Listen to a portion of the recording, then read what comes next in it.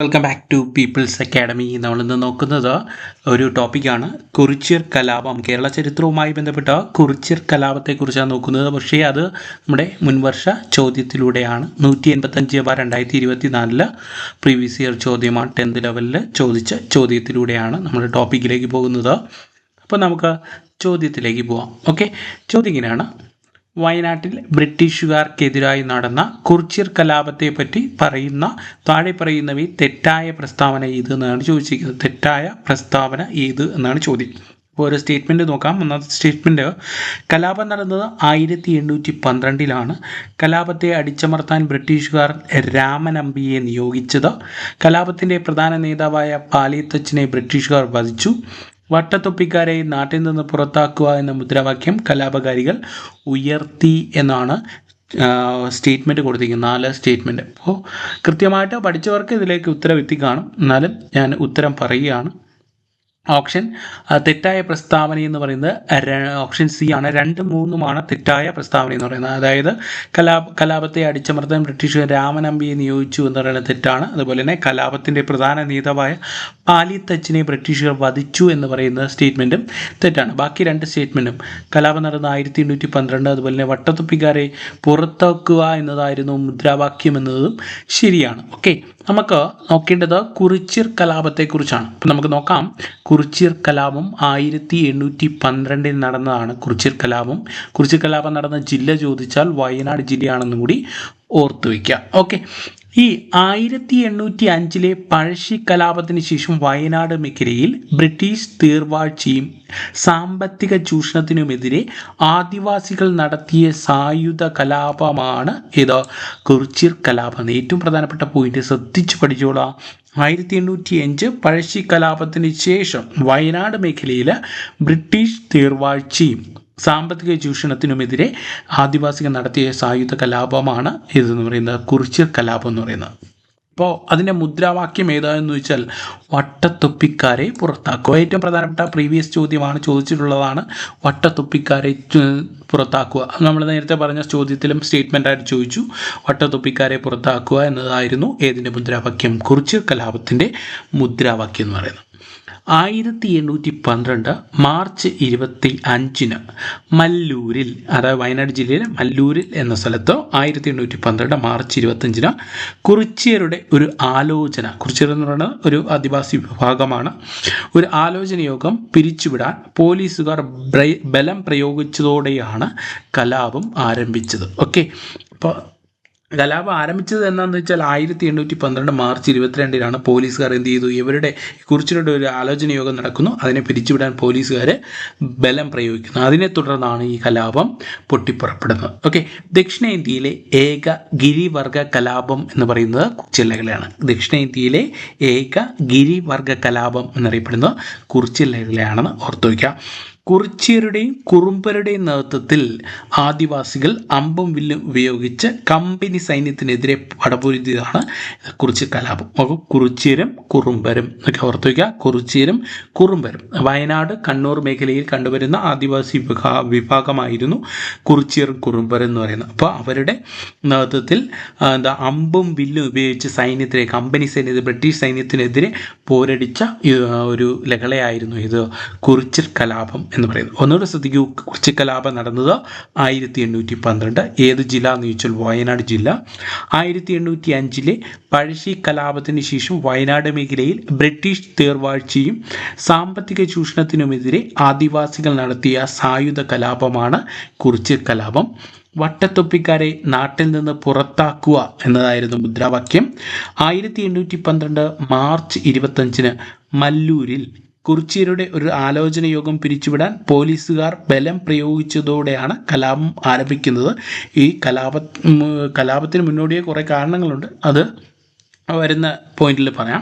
ദക്ഷിണേന്ത്യയിലെ ഏക ഗിരിവർഗ കലാപമാണ് കുറിച്യർ കലാപം, കുറിച്യർ ലഹള എന്ന് പറയുന്നത്.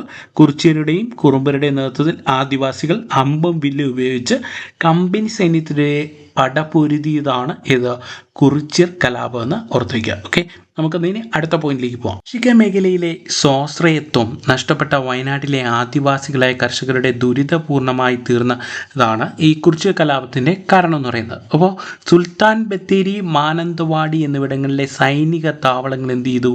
ഇവർ ഈ കുറിച്യറും കുറുമ്പരും കൂടെ ആക്രമിക്കുകയുണ്ടായി. ബ്രിട്ടീഷുകാരുടെ പുതിയ നികുതി നയവും റവന്യൂ പരിഷ്കരണവും കുറിച്യരെയും കുറുമ്പരെയും സായുധ കലാപത്തിന് പ്രേരിപ്പിച്ചു. അപ്പോൾ എന്താണ് പ്രധാന കാരണം എന്ന് ഇപ്പോൾ മനസ്സിലായല്ലോ? അവരുടെ പുതിയ നികുതി നയമായിരുന്നു. റവന്യൂ പരിഷ്കരണവും അതുപോലെ തന്നെ പുതിയ നികുതി നയം എന്ന് പറയുന്നത്. അപ്പോൾ നികുതി നയമൊക്കെ നമുക്ക് താഴോട്ട് വരുമ്പോൾ പറയാം. അപ്പോൾ കുറിച്യർ ലഹളയ്ക്ക് നേതൃത്വം നൽകിയവർ ആരൊക്കെയാണെന്ന് നോക്കാം. പ്ലാക്ക ചന്തു, കേട്ടിട്ടില്ലാത്തത് ശ്രദ്ധിക്കുക. പ്ലാക്ക ചന്തു, ആയിരവീട്ടിൽ കൊന്തപ്പൻ, മസിലോട്ടാടൻ യാമു ഓർത്ത് വയ്ക്കുക. മസിലോട്ടാടൻ ഓർത്ത് വയ്ക്കുക. പുതിയൊരു പേരാണ് കേട്ടിട്ടില്ലാത്തവർ. മസിലോട്ടാടൻ യാമു. അടുത്ത വെൻകലോൻ കേളു. ക്ലിയർ. അപ്പോൾ കുറിച്യർക്കെതിരെ നികുതി ഏർപ്പെടുത്തിയ ബ്രിട്ടീഷ് ഉദ്യോഗസ്ഥൻ്റെ പേര് തോമസ് വാർഡൻ. അപ്പോൾ നികുതിയാണ് ഏർപ്പെടുത്തിയെന്ന് നമുക്കറിയാം. നികുതി ഏർപ്പെടുത്തിയതിനെ തുടർന്നാണ് ഇത് ഈ കലാപം പൊട്ടിപ്പുറപ്പെടുന്നതെന്ന് പറഞ്ഞു. 1812 പറഞ്ഞു. 1812 നമ്മൾ പറഞ്ഞു കഴിഞ്ഞു. ഓക്കെ, അപ്പോൾ ഈ ഉൽപാദന ചെലവ് കഴിച്ച് ബാക്കി വരുന്നത് എങ്ങനെയാണ് വിഭജിച്ചിരുന്നതെന്ന് ചോദിച്ചാൽ കർഷകർ, ജമ്മി, കമ്പനി ഇങ്ങനെയാണ് വിഭജിച്ചു കൊടുത്തിരുന്നത്. അപ്പോൾ അതെങ്ങനെയാണ് കൊടുത്തിരുന്നത്? 1/3 ഭാഗം കർഷകന് ലഭിക്കും. ഓക്കെ, 1/3 ഭാഗം കർഷകന്, 10/6 ഭാഗം കമ്പനിക്ക്, 4 ഭാഗം ജമ്മിക്കും ലഭിച്ചിരുന്നു. ഇങ്ങനെയാണ് കൊടുത്തിരുന്നത്. 6 ഭാഗം അത് കമ്പനിക്കും, 4 ഭാഗം ജമ്മിക്ക്. കമ്പനിക്കുള്ളത് എന്തായിട്ട് കൊടുക്കണമെന്ന് പറഞ്ഞു?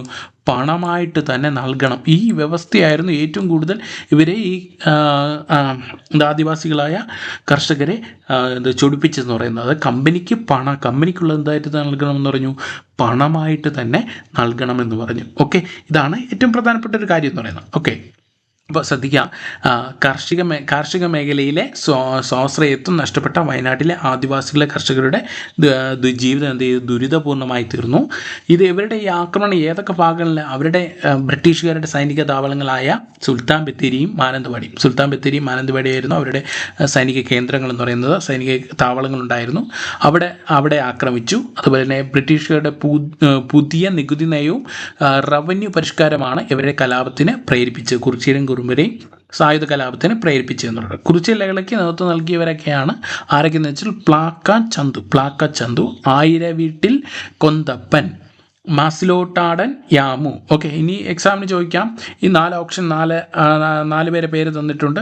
അപ്പോൾ 5 പേരെ പേര് തന്നിട്ട് ഇതിൽ പെടാത്തത് ആരെന്ന് ചോദിക്കാം. ഓക്കെ, പ്ലാക്ക ചന്തു, ആയിരവീട്ടിൽ കൊന്തപ്പൻ, അതുപോലെ തന്നെ മസിലോട്ടാടൻ യാമു, വെൻകലോൻ കേളു ഇങ്ങനെ തന്നിട്ട് ഇതിൽ പെടാത്തത്, ഇതിൽ ഒരാളുടെ പേരും കൂടെ എക്സ്ട്രാ തന്നിട്ട് ഇതിൽ പെടാത്തത് ഏത് എന്ന് ചോദിക്കാം. ഓക്കെ, അടുത്ത കുറിച്യർക്കെതിരെ നികുതി ഏർപ്പെടുത്തിയ ബ്രിട്ടീഷ് ഉദ്യോഗസ്ഥനായിരുന്നു വെച്ചാൽ തോമസ് വാർഡനാണ്.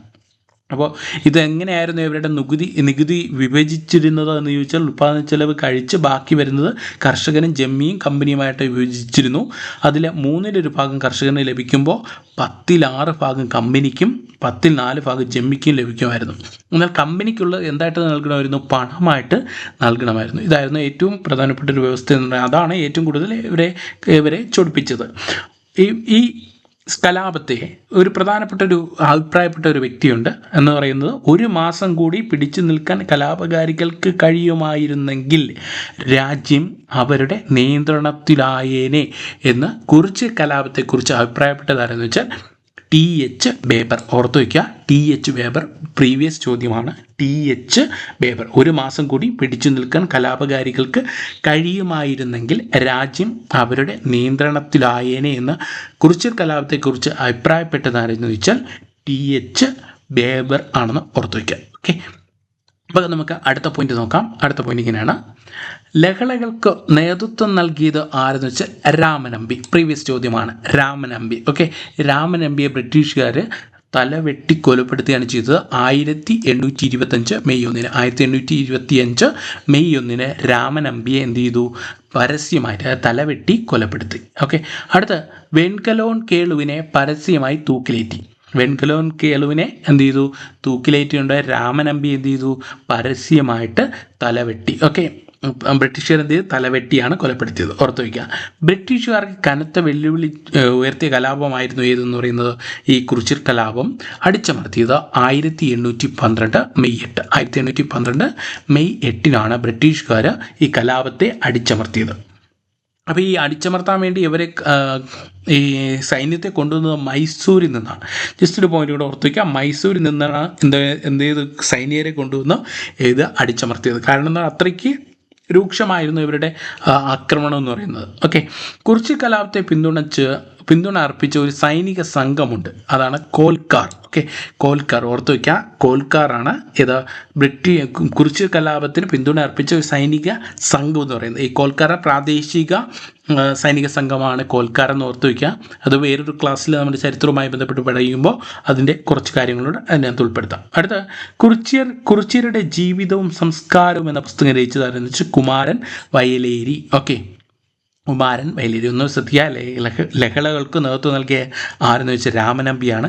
ഇത് രാമനമ്പി എന്ന കുറിച്യൻ നേതാവാണ്. അപ്പോൾ 1825 മെയ് 1 ബ്രിട്ടീഷുകാർ ഇദ്ദേഹത്തിൻ്റെ തലവെട്ടി കൊലപ്പെടുത്തി. വെൺകലോൻ കേളുവിനെ പരസ്യമായിട്ട് തൂക്കിലേറ്റി. ബ്രിട്ടീഷുകാർക്ക് കനത്ത വെല്ലുവിളി ഉയർത്തിയ കലാപം 1812 മെയ് 8 അടിച്ചമർത്തപ്പെട്ടു. മൈസൂരിൽ നിന്ന് സൈനികരെ കൊണ്ടുവന്നാണ് കലാപം അടിച്ചമർത്തിയത്. ഓർത്തു വയ്ക്കുക. കുറിച്യർ കലാപത്തിന് പിന്തുണ അർപ്പിച്ച സൈനിക സംഘം ഏതെന്ന് വെച്ചാൽ കോൽക്കാരാണെന്ന് ഓർത്തു വയ്ക്കുക. കുറിച്യരുടെ ജീവിതം സംസ്കാരം എന്ന പുസ്തകം രചിച്ചത് കുമാരൻ വയലേരി ആണെന്ന് ഓർത്തു വയ്ക്കുക. ഓക്കെ, ഇത്രയും പോയിന്റുകൾ ഓർത്തു വയ്ക്കുക. ഇതിൻ്റെ ഒരു എക്സാമായിട്ട് നമുക്ക് ഗൂഗിൾ ലിങ്ക് വഴി നിങ്ങൾക്ക് ഒരു എക്സാമിൻ്റെ ലിങ്ക് ഷെയർ ചെയ്യാം. അപ്പോൾ നിങ്ങൾ എക്സാം കൂടെ എഴുതി നോക്കുമ്പോൾ നിങ്ങൾക്ക് ഫുൾ മാർക്ക് സ്കോർ ചെയ്യാൻ കഴിയും. കഴിഞ്ഞ ഒരു ക്വസ്റ്റ്യൻ നമ്മൾ ചെയ്തതിൻ്റെ കൂട്ടത്തിൽ തന്നെ എക്സാം നടത്തിയാണ് പോയത്. ആരും കമൻ്റ് ഒന്നും ചെയ്തില്ല. കമൻറ്റ് ചെയ്യാൻ വേണ്ടി ശ്രമിക്കുക. Okay, thank you for watching. Thank you.